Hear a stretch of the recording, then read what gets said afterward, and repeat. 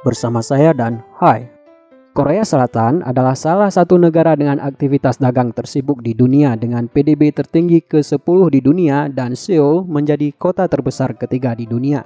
Korea Selatan merupakan negara produsen kendaraan bermotor terbesar kelima di dunia dan menjadi rumah bagi 4 perusahaan kapal terbesar di dunia, rumah bagi perusahaan teknologi terbesar kedua di dunia Samsung, dan menjadi salah satu negara termakmur di dunia. Banyak sekali kata dunia di sini. Namun, 60 tahun yang lalu, Korea Selatan adalah negara miskin terbelakang yang sedang menderita kemiskinan pasca perang. Mereka lebih miskin dari Malaysia dan Filipina, bahkan lebih miskin dari Guatemala, dan mereka hanya bisa bertahan hidup dari pertanian yang tak seberapa dan dari bantuan internasional. Lalu pertanyaannya, bagaimana negara miskin Korea Selatan bisa maju hanya dalam beberapa dekade saja? Setelah Perang Korea berakhir pada tahun 1953, penduduk Korea Selatan dilanda keputusasaan. Mereka berdiri sebagai negara yang miskin dan terbelakang.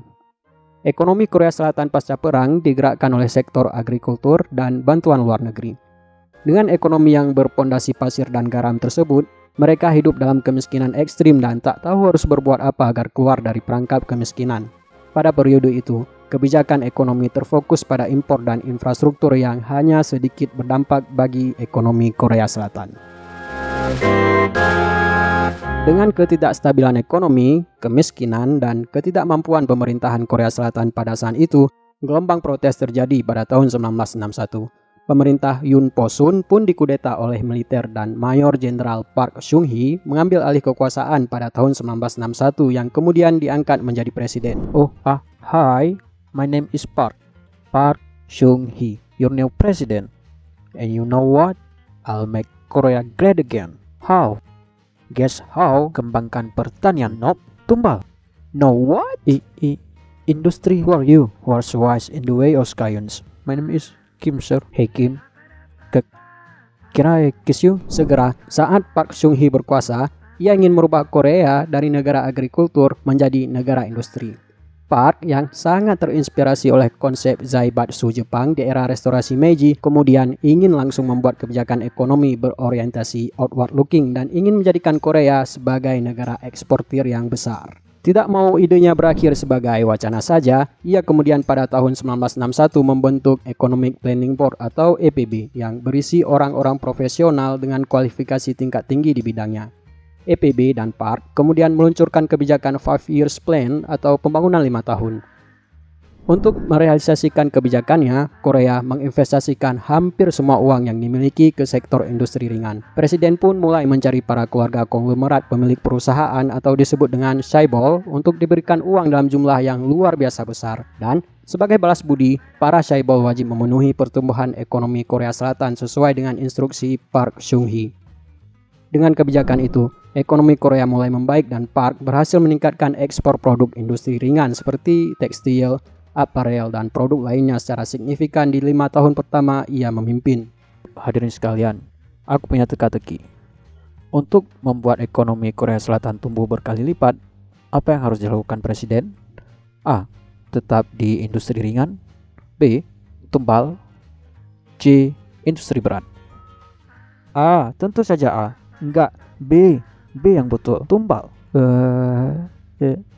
C. Industri berat. Kim, you are so wise. Can I kiss you? Namun, Presiden Park Chung-hee merasa tidak puas dengan apa yang telah dicapai Korea Selatan. Ia beranggapan bahwa industri ringan tak akan membawa Korea tumbuh menjadi negara raksasa ekonomi. Ia ingin Korea menjadi raksasa dengan cara menjadi produsen industri berat seperti besi, baja, kapal, elektronik, petrokimia, hingga otomotif. Tetapi, mewujudkan industri berat bagi negara yang tengah menderita bukanlah hal yang mudah. Mereka butuh modal besar, pengalaman yang luas, kualitas sumber daya manusia yang super tinggi, infrastruktur, teknologi, dan pasar yang mana tidak satu pun dimiliki Korea Selatan. Park pun kebingungan. Tetapi, Park tak mau lama-lama kebingungan. Ia segera beraksi dengan segala keterbatasan yang dimiliki Korea. Ia kemudian berutang ke luar negeri dalam jumlah yang super besar mengakibatkan tingginya modal asing yang masuk ke Korea pada saat itu. Park sedang bertaruh dengan sangat mahal. Kalau ia sampai gagal mendirikan industri berat dan produknya tak bisa bersaing di pasar internasional, maka Korea akan bangkrut karena utang dan akan menjadi negara gagal. Dan Park tentu saja tak mau hal itu terjadi dan dengan secara hati-hati memilih para chaebol untuk menjalankan perusahaan baja, besi, elektronik, otomotif, kapal, petrokimia, dan lain sebagainya. Park juga secara paralel membangun pendidikan Korea terkhusus di disiplin ilmu sains, teknologi, teknik, matematika, dan finansial agar penduduk Korea siap untuk bekerja.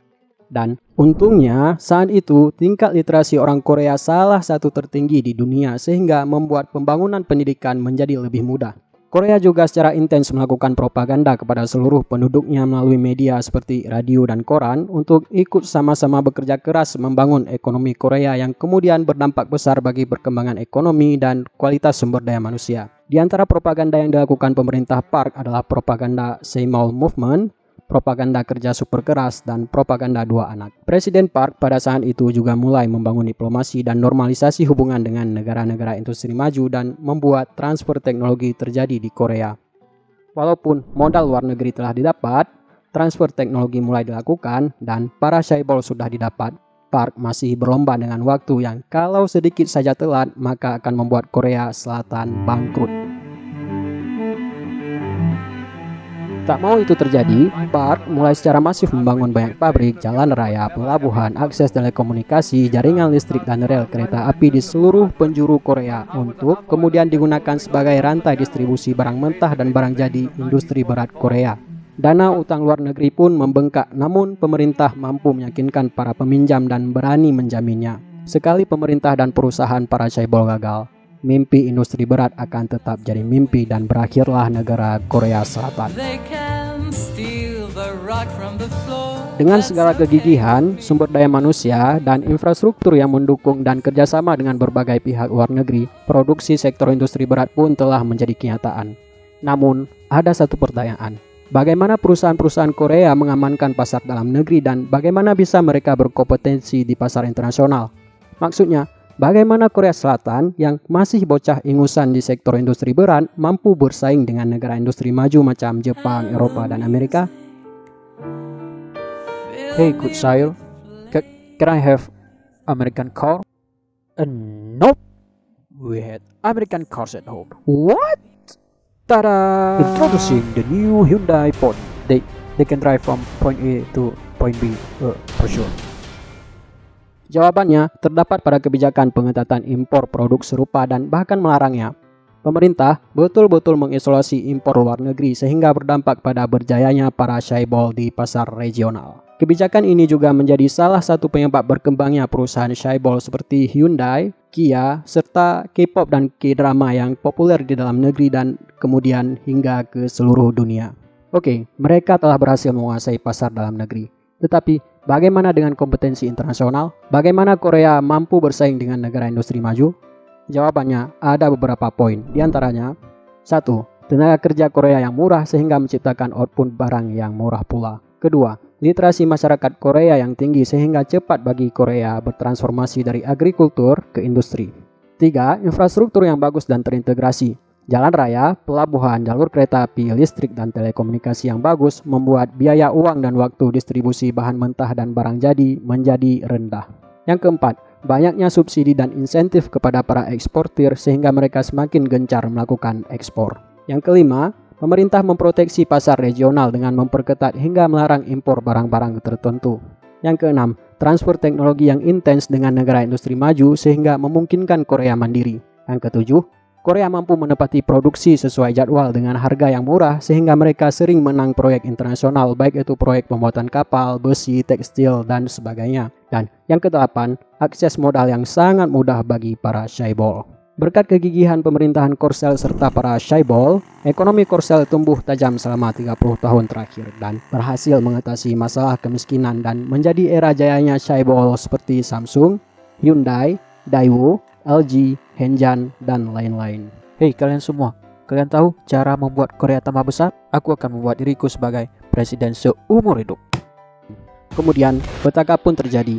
Pada tahun 1979, Presiden Park Chung-hee dibunuh oleh sahabatnya sendiri dan terjadi perebutan kekuasaan di sana. Ditambah, Dunia pada saat itu sedang mengalami krisis minyak 1980 dan resesi global yang membuat Korea harus memikul beban yang sangat berat. Korea mau tidak mau harus beradaptasi dengan situasi global dan kemudian merubah model ekonominya yang semula dianggap kurang efisien di era Park menjadi lebih efisien dengan berbagai pemangkasan subsidi dan insentif dan investasi dilakukan secara lebih hati-hati. Korea terus melanjutkan apa yang sudah dimulai oleh Park dan mengekspansi industri high-tech dan sekarang kita mengenal Korea sebagai salah satu negara industri high-tech terbaik di dunia. Begitulah bagaimana Korea Selatan bangun dari keterpurukan menjadi negara raksasa ekonomi dunia dengan tingkat GDP per kapita salah satu tertinggi di dunia. Sebagai rangkuman tentang bagaimana Korea Selatan bisa bangkit hanya dalam beberapa dekade adalah berkat tangan besi Presiden Park Chung-hee yang menginvestasikan segalanya untuk mengindustrialisasi Korea Selatan mulai dari membangun infrastruktur,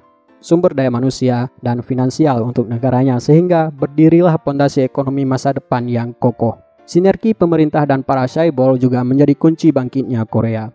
Sekarang, berkat kerja keras dan cerdas, kita bisa melihat hasil dari mukjizat ekonomi Korea Selatan.